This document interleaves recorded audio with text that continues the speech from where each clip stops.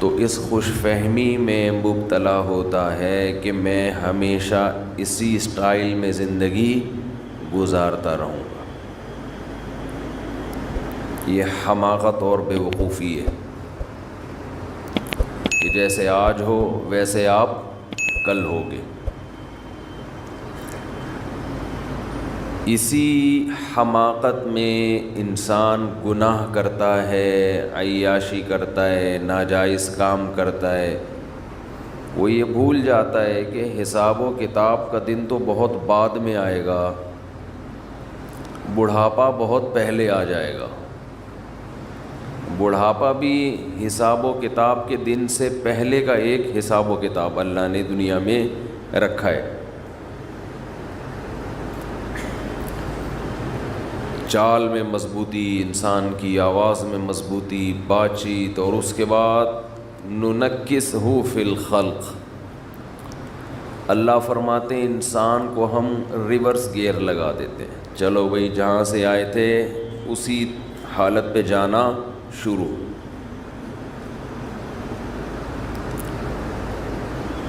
قرآن میں اسی کو دوسری جگہ یوں فرمایا، اولم نعمرکم ما تذکر فیہ من تذکر ما یتذکر فیہ من تذکر وجاءکم النذیر.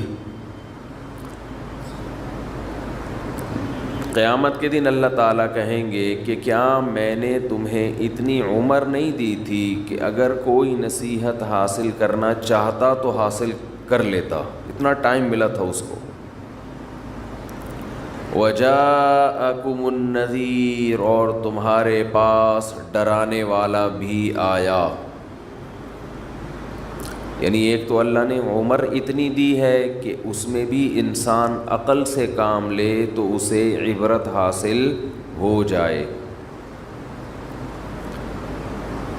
دوسرا اس کے علاوہ بھی اللہ ڈرانے والے بھیجتے رہے. مفسرین لکھتے ہیں کہ یہ ڈرانے والا کون ہے؟ تو علماء لکھتے ہیں کہ یہ ایک نہیں ہے، یہ ہر دور میں ڈرانے والے آتے رہیں گے. اس میں پیغمبر بھی داخل ہیں، اس میں علماء بھی داخل ہیں، اس میں بے جان چیزیں بھی داخل ہیں. جو حادثات ہم صبح و شام اپنی آنکھوں سے دیکھ رہے ہیں، یہ حادثے بھی ہمیں ڈراتے ہیں. تیرے ساتھ بھی ایسا ہو سکتا ہے. پہلے زمانے میں کوئی حادثہ ہوتا تھا، کوئی ایکسیڈنٹ ہوتا تھا تو انسان کے جسم کے جو آرگن ہیں وہ ڈیمیج ہو جاتے تھے. آج بیٹھے بیٹھے ڈیمیج ہو رہے ہیں. پہلے اطلاع آتی تھی کہ فلاں بہت صحت مند ہے، کوئی بیماری نہیں ہے، لیکن پہاڑ سے کوئی پتھر ہوا لڑکا، وہ اس پہ لگ گیا، چلتے چلتے کوئی ٹکرا گیا، کوئی قتل کر دیا کسی نے، یہ ہو گیا وہ ہو گیا.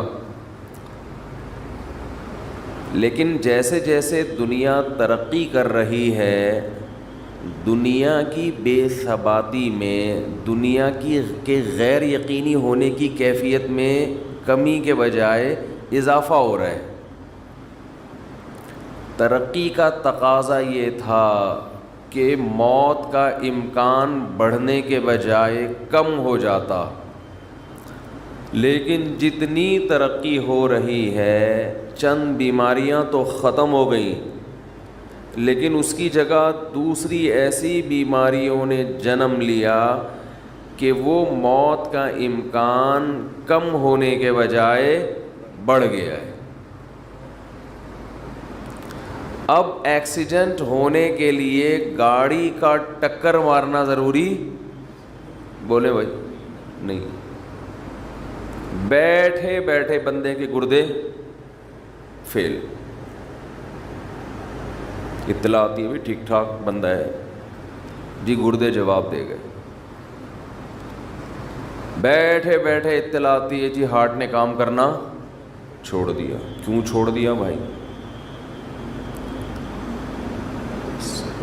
بہت سی بیماریوں میں تو ڈاکٹر کو بھی ریزن پتہ نہیں ہوتی، یہ کیا ہو گیا اس کو بیٹھے بیٹھے.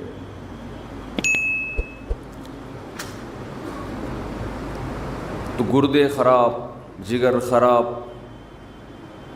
ہارٹ اٹیک، ایسی ایسی بیماریاں.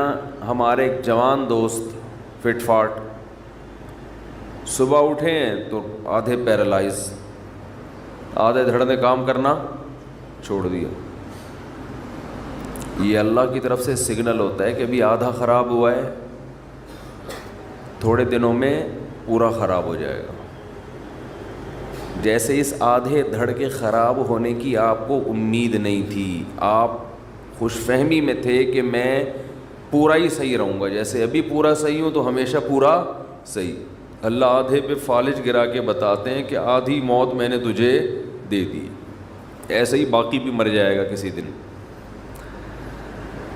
لیکن جس کی پوری باڈی ٹھیک ہے وہ بھی موت کے لیے تیار نہیں، جس کی آدھی خراب ہو گئی آدھی ٹھیک ہے وہ بھی کھوپڑی میں موت کا تصور بٹھانے کے لیے تیار نہیں. ہر کام کے لیے ایگری ہے، معذرت کے ساتھ کم بخت مرنے کے لیے تیار نہیں ہے. کم بخت کا لفظ تو ہلکی گالی ہے.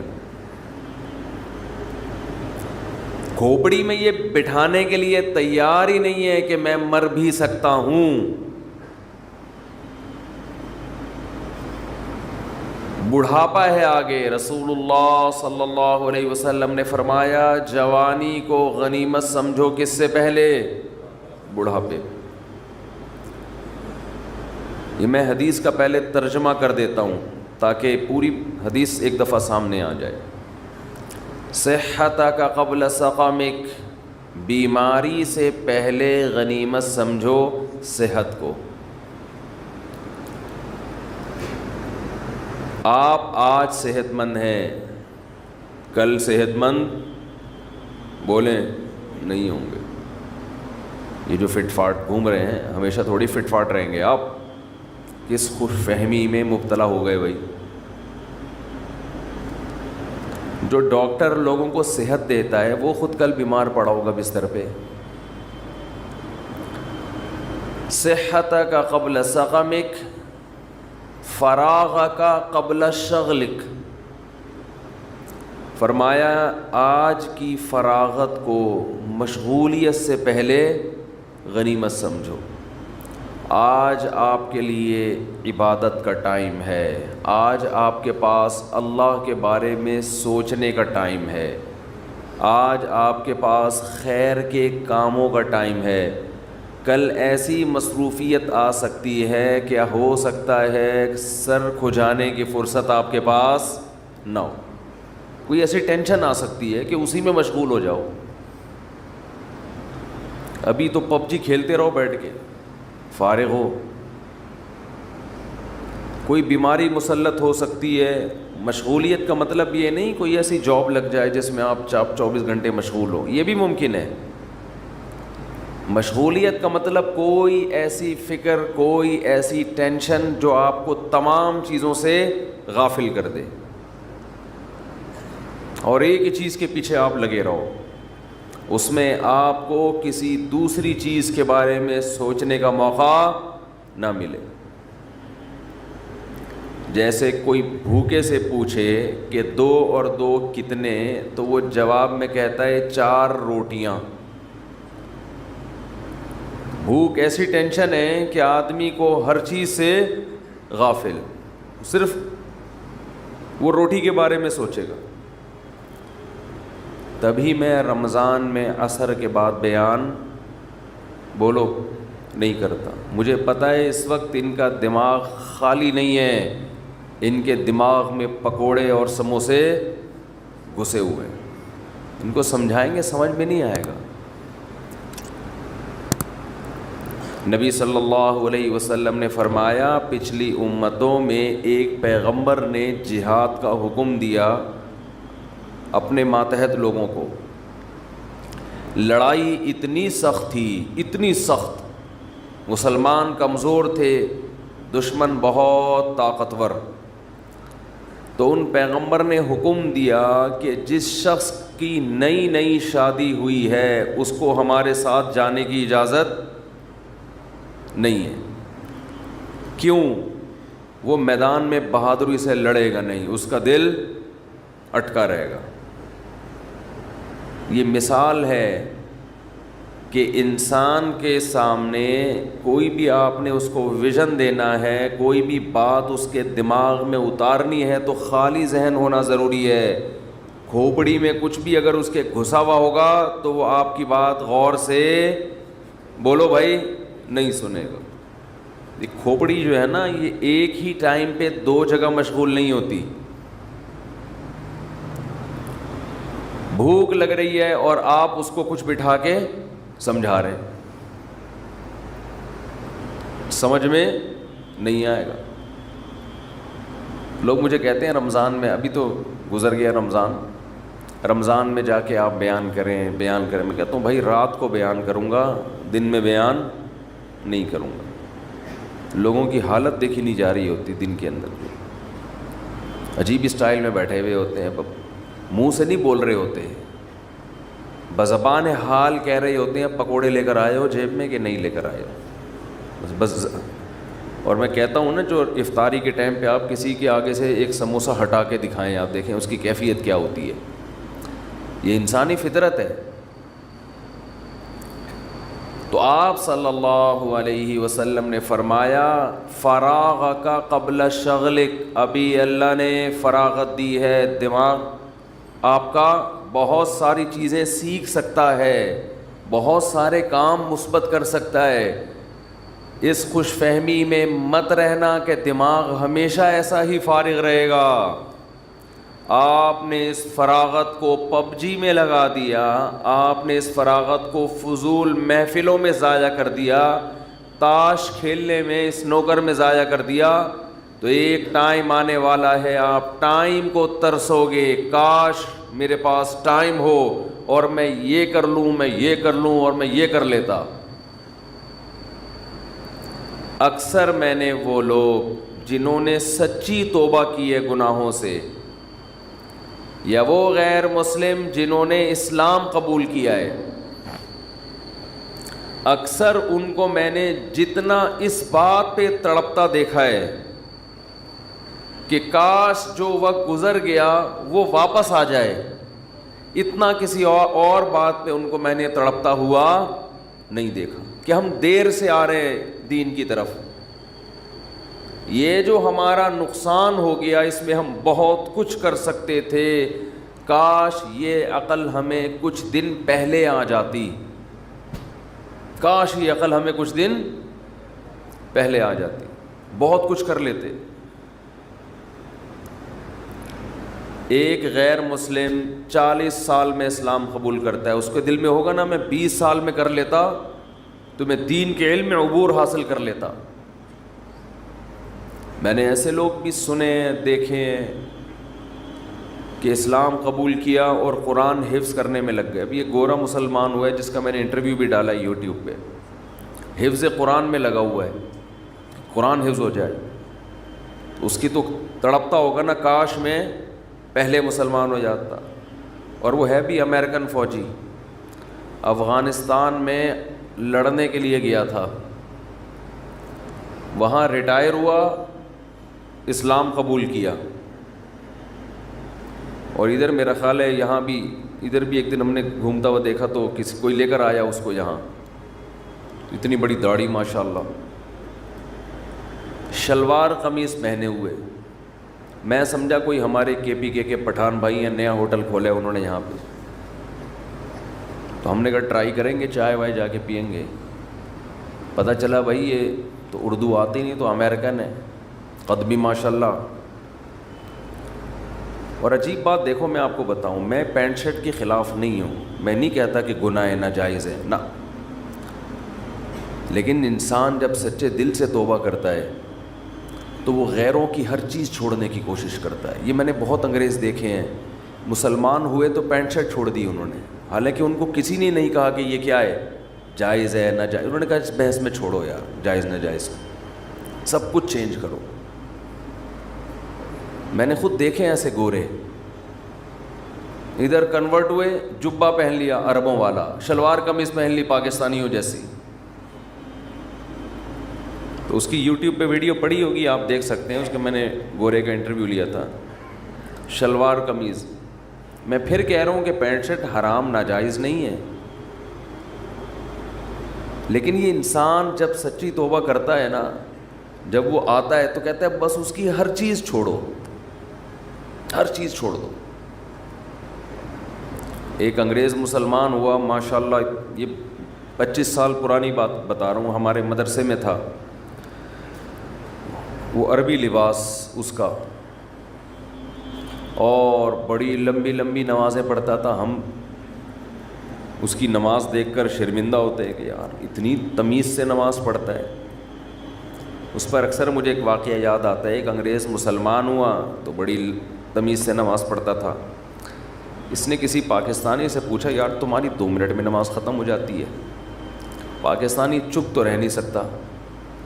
پاکستانی نے کہا اصل میں ہمارے اللہ سے پرانے تعلقات ہیں، تمہارا بھی نیا نیا کنیکشن بحال ہوا ہے، تمہیں کنیکٹ ہونے میں ٹائم لگتا ہے، ہماری پرانی سروس، ادھر اللہ اوپر کا کنیکشن بحال ہو گیا، ادھر سلام پھیر کے نکل لیے، تم ابھی نئے نئے آئے ہو، بے وقوف، یعنی مطلب ہے کہ بے وقوف آدمی اتنی لمبی لمبی نمازیں پڑھ رہے ہو، اتنا ٹائم لگتا ہے تمہیں اللہ سے نمبر ڈائل کرنے میں، ہماری لائن فوراً مل جاتی ہے۔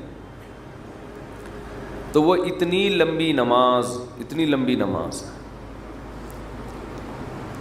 تو میں نے ایک دن اس کو بٹھا لیا، تھوڑا اس سے ماضی پوچھا، کیسے مسلمان ہوئے؟ یہ اس سوال کا جواب تو اس نے دے دیا کہ جی کیسے مسلمان ہوا، اسٹڈی کی میں نے، اسلام کو پڑھا سمجھا، پھر امریکہ میں یا یو کے کا تھا میرا خیال ہے، کسی عالم کوئی مفتی تھے ان کے ہاتھ پہ جا کے انہوں نے بھی تھوڑا گائیڈ کیا، اس کو مسلمان ہو گیا۔ تو میں نے پھر اس سے پوچھا کہ پہلے آپ کیا کرتے تھے، یعنی اسلام سے پہلے آپ کیا لائف اسٹائل تھا؟ ہمارے اکثر لوگ فخر سے بتانا شروع کر دیتے ہیں، ابے اسلام سے پہلے تو میں بڑا ماڈرن تھا، میں یہ کرتا تھا، میں یوں کرتا تھا، میں ایسے، اتنی لڑکیوں سے میری دوستی تھی، فوراً شروع ہو جاتے ہیں نا لوگ، میری تو اتنی گرل فرینڈز تھیں اور اتنی لڑکیاں تھیں اور ایسے نائٹ کلب، اور اتنی بوتلیں میں ایک ایک ٹائم پہ اتنے پیک پی جاتا تھا۔ شرابی جو ہے نا، شرابی، ان کی ٹائمنگ پیک کے حساب سے ہوتی ہے، کراچی سے حیدرآباد 3 پیک لگیں گے پہنچنے میں، ہم تو کہہ رہے ہیں 2 گھنٹے لگیں گے۔ ہیروئنچوں کے سٹے ہوتے ہیں، ان سے پوچھو نا ہیروئنچی سے کہ کراچی سے حیدرآباد کتنی دیر کا ٹائم ہے، کہہ رہے 3 چھٹے لگتے ہیں پہنچنے میں۔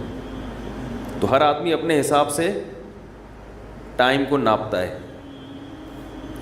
تو یہ جو تھا، اس عام طور پہ لوگوں سے پوچھا جائے تو بتاتے ہیں میں ایسے تھا، میں یوں تھا، پھر اپنی تصویریں بھی رکھی ہوئی ہوتی ہیں بعض لوگوں نے کہ دیکھو میں ایسے ڈانس کرتا تھا، یہ گرل فرینڈ تھی، یہ تھا وہ تھا، وغیرہ وغیرہ۔ لیکن جب انسان سچی توبہ کرتا ہے تو اس کی یہ کنڈیشن نہیں ہوتی۔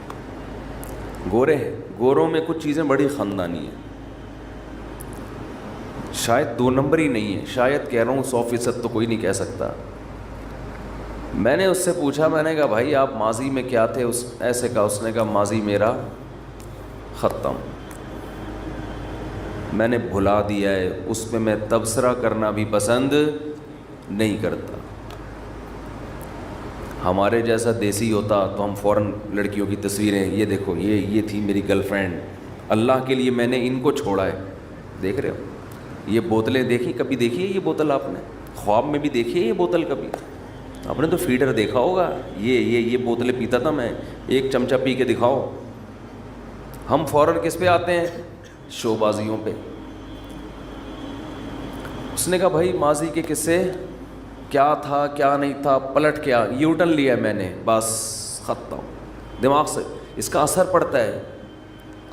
انسان جب اپنے ماضی کے گناہوں کو یاد کرتا ہے اور وہ چھوڑ چکا ہو تو وہ اس کی مستقبل والی زندگی پہ اثر ڈالتے ہیں کہ تو یہ تھا، تو ایک اور دفعہ اگر کر لیا تو کیا ہو گیا؟ بھائی دماغ سے نکالو ان چیزوں کو، بس ہم نہیں تھے، ہم ہمیشہ سے ایسے ہی ہیں۔ پرانا زمانہ یاد آ کے ستاتا ہے انسان کو کہ میں کیسی عیاشی کرتا تھا اور کیا تھا اور کیا تھا. میں نے کہا اچھا اپنا نام تو بتا دو, پرانا نام کیا تھا؟ ہم بھی تو پاکستانی ہیں نا. میں نے کہا ٹھیک ہے نہیں بتاؤ بھائی, بالکل مجھے شوق نہیں ہے آپ کی ماضی کا. اچھا لگا اس کا یہ جواب مجھے. میں نے کہا نام بتا دو کیا تھا؟ اس نے کہا نام بھی نہیں بتاؤں گا, میں نہیں بتاؤں گا. اس نے کہا میں نہیں بتاؤں گا, مجھے نام بھی پرانا, اس کا تذکرہ بھی اچھا نہیں لگتا. کیا اسلام پہ فخر ہے. دیکھو کوئی بھنگی ہو اور 20ویں گریڈ کا آفیسر بن جائے, وہ لوگوں کو بتائے گا کہ میں پہلے بھنگی تھا؟ بولتے کیوں نہیں؟ وہ بے عزتی محسوس کرے گا. یار چھوڑو, اب اللہ نے ہمیں یہ عہدہ دے دیا ہے, ہم کیوں اپنا بتائیں کہ پہلے ہم جھاڑو لگاتے تھے, چمار تھے, ہم یہ کرتے تھے, ہم یوں کرتے تھے. اس میں عزت نہیں بے عزتی ہے. لوگ کہیں گے ابے تھا تو وہ نا, تھا تو بھنگی, تھا تو چمار, لوگ تانے دیں گے نا. نبی صلی اللہ علیہ وسلم نے فرمایا کہ اسلام کی مٹھاس وہ شخص چکھے گا, کما قال صلی اللہ علیہ وسلم, کہ اسلام کے بعد کفر میں جانا اس کو ایسا لگے جیسے آگ میں چھلانگ لانا. ایسی نفرت ہو جائے اس کو ماضی کی زندگی سے کہ اللہ نے مجھے اس برائی سے نکال لیا ہے. اس کی گورے کی یہ کیفیت تھی کہ بھئی نام بھی نہیں, کیونکہ وہ سمجھتا تھا یہ میری بے عزتی کی بات ہے. اسلام دے دیا اللہ نے, نام دے دیا محمد, یوسف, کوئی بھی, ابھی مجھے اس کا نام ذہن میں نہیں ہے کیا نام تھا, تو میں کیوں اپنے آپ کو مائیکل اور ایڈیسن اور ایرک اور وہ جو مختلف نام ہوتے ہیں, جانسن اور یہ سب کیوں بتاؤں بھائی؟ چھوڑو جو بھی تھا. یہ توبہ کی تکمیل کی علامت ہے. کیسی توبہ کی ہے؟ خاندانی, کہ اسلام پہ اتنا فخر ہے, کفر سے اتنی نفرت ہے کہ کفر کی کوئی یادگار, کوئی تختی اپنے ساتھ لگانے کے لیے تیار نہیں ہے. سمجھ میں نہیں آ رہی میرا خیال ہے بات؟